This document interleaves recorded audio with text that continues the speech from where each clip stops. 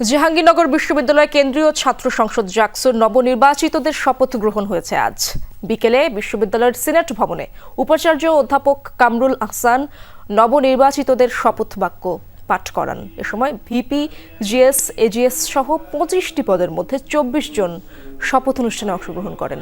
একজন ক্রীড়া সম্পাদক পদে নির্বাচিত ফুটবলার মাহমুদুল হাসান কিরণ দেশের বাইরে অবস্থান করে শপথ অনুষ্ঠানে অংশ নিতে পারেননি।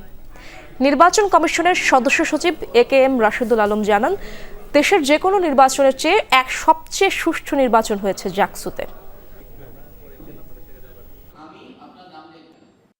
আমরা আন্দোলন করেছিলাম 33 বছর যে অধিকার থেকে আমাদের জাহাঙ্গীরনগর বিশ্ববিদ্যালয়ের শিক্ষার্থীরা বঞ্চিত ছিল, 33 বছর যে অধিকার থেকে আমাদেরকে বঞ্চিত করে রাখা হয়েছিল, সেই অধিকারকে বাস্তবে রূপদান দেওয়ার জন্য আমাদের সর্বোচ্চ আন্তরিকতা দিয়ে শিক্ষার্থীদের অধিকার আদায়ের ক্ষেত্রে তাদের পাশে দাঁড়াবো। আমরা এই বিশ্ববিদ্যালয়ের প্রশাসনকে সর্বোচ্চ সহযোগিতা করব যেন শিক্ষার্থীরা তাদের অধিকার